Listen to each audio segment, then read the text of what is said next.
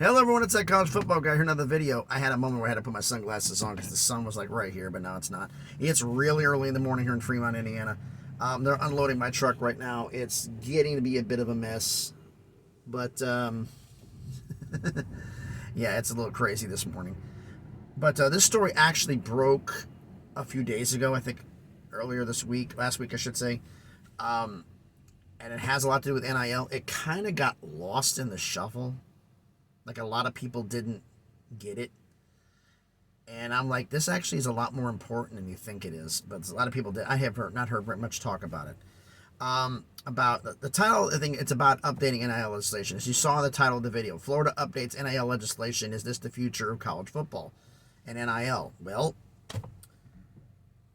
possibly could be for most states, because certain ones I don't think are going to do it anyway. So first and foremost, let's get the housekeeping out the way. Everyone, please smash the like button, hit the thumbs up. Helps with the algorithm, helps with the analytics, helps me to be seen by more people. Comment on the video. Let me know what you think about this, because I'm going to read the story, most of it, and I'm going to let you know also my 2 cents in on a couple spots. But let me know what you think about all of this, and subscribe to the channel. We're on our way to 400 subscribers, so see if we can get there. Okay. Credit to this story goes to Andrea Adelson and ESPN. This is their story. Data credit. Andrea Adelson's a great writer. I've read some other stuff. She knows what she's talking about. She does a good job. The title of the actual article, if you want to go find it on the ESPN app or ESPN.com, is Florida Updates NIL Legislation to Remove Legal Restrictions. So shall we get into this? All right. The state of Florida updated its NIL legislation on Thursday, pulling back on restrictions while allowing universities to provide additional entrepreneurial workshops for their players. So you're saying, what is an entrepreneurial workshop? Okay, I kind of got a definition here, and I did my spin on it. An entrepreneurial workshop is a workshop that basically improves the experience and potential of entrepreneurs. It helps with strategic decision-making as well as developing communication skills in business. This is going to come into important later. Okay, we'll get into this, but right now, Florida Governor Ron DeSantis signed HB 7B, House Bill 7B, the Intercollegiate Athletics Compensation and Rights Bill, into law with Florida State head football coach Mike Norvell, Florida head football coach Billy Napier, and players from both schools in attendance. Quote, this is an important and necessary step in the NIL process to bring us more in line with what is happening around the country, in and around the country, Florida State AD Michael Alford said.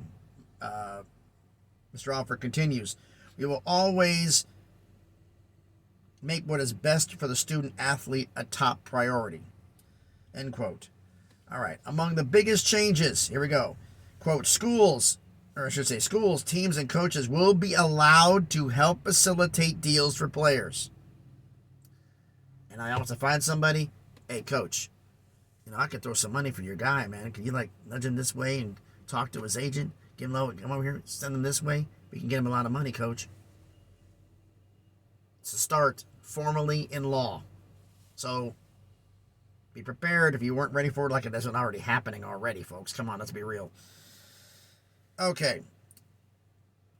Under current NCAA rules, schools cannot pay players directly for use of name, image, and likeness deals and inducements for recruiting and retention. Well, this is no kidding. This has been done here. Here's another quote for you. Quote, in 2020, we took a common sense approach to ensure that student athletes can control their name, image, and likeness and be paid fairly for it. That was Florida Governor Ron DeSantis said. Governor DeSantis continues, now that the NCAA has taken necessary steps to ensure fairness for student athletes, we can focus on making sure that those athletes are supported and protected under the law. Why is he saying that? The bill requires players to participate, this is what I was talking about earlier, in 2 financial literacy, 2 life skills, and 2 entrepreneurship workshops before they graduate. You're making this money. We're going to teach you common sense, financial 101, business 101, how to get things done, what to look for in a deal, what to look for money, how to build your own business, how not to get cheated. Common sense, basically. But there's now becoming a requirement to get done, which is fair, isn't it? Okay, now the bill, let's see here. In addition, this is interesting. Agents who represent players in their NIL deals are required to protect them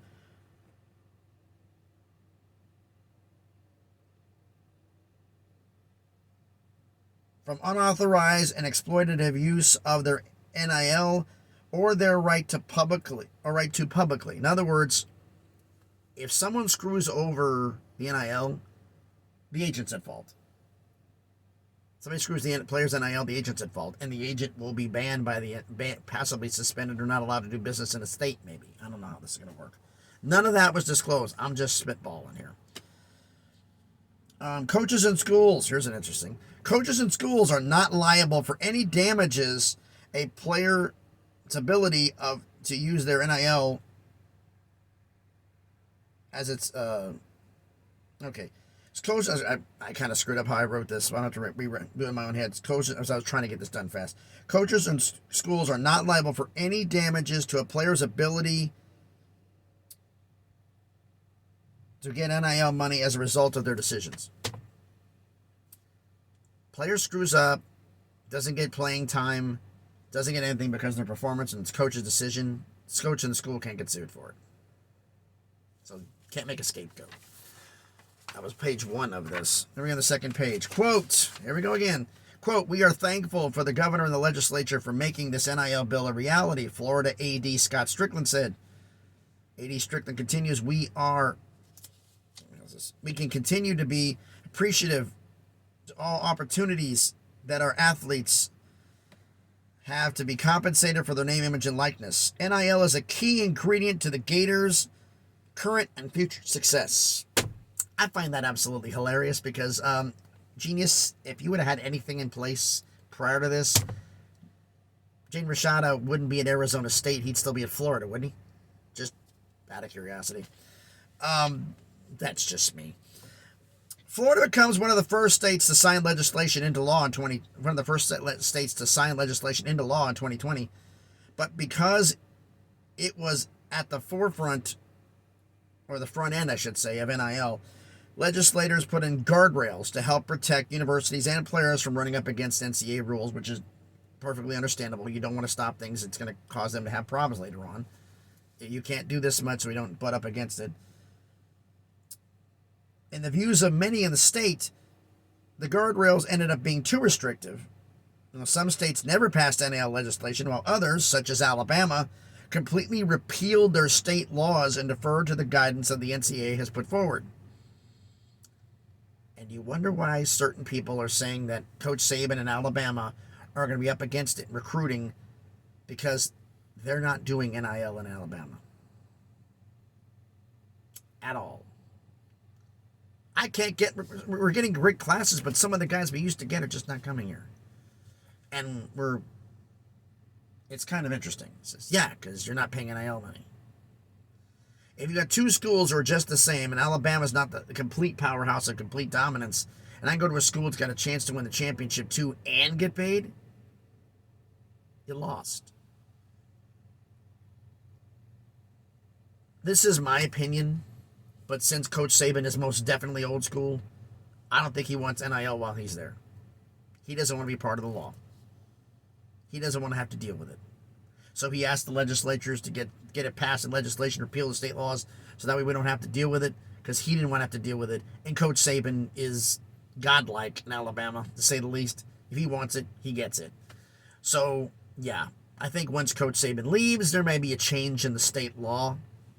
Allow the next coach to have a chance to move forward.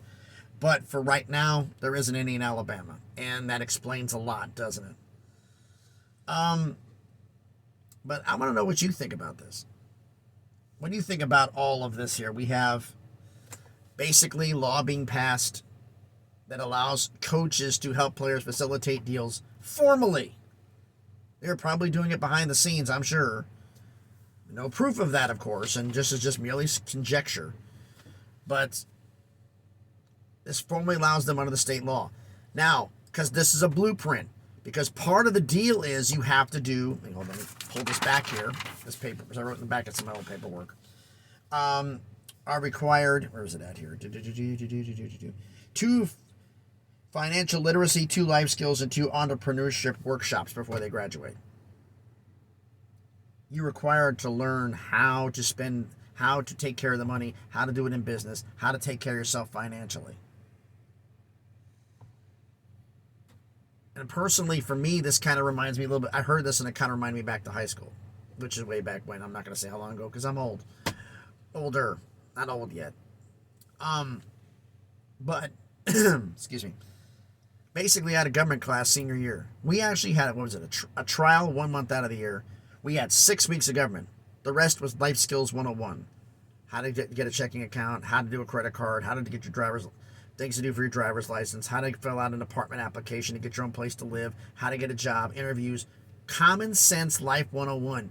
Because the teacher who taught government, Mr. Cordell, God rest his soul, believed you're supposed to learn how to do life, and government's not all about life. You need to learn how to go forward. This is when I was at school, there was no classes like this. So he basically worked through the year that you did the government right before the exam. He did a little bit at the beginning of the year for the orientation stuff. And then he did life skills. And then at the end of the, right before your semester's exams, he went over exactly what had to be in the exam. And it was right before the exam. And did a review to make sure you got it. He was a great teacher. I loved him to death. But tell me what you think about this. I said having these ideas of having this financial literacy, life skills, and entrepreneurship workshops, I think is a great idea. And that's why I'm hoping that maybe something like this will get passed nationwide in the future. This is a step towards NIL regulation, and I think it's a good step. But let me know in the comments what you think about this. So thanks everybody for watching the video. It looks like they might be done with me, so I might be heading out to Indiana to go, I have no idea where, because they haven't said anything yet. So thanks everybody for watching the video. Hope everybody's having a great Monday, even though it's really early in the morning. I mean, it's 8 o'clock in the morning here Eastern time. Time to start the day and be a trucker. Thanks everybody for watching the video. Be safe out there, and please be good to each other.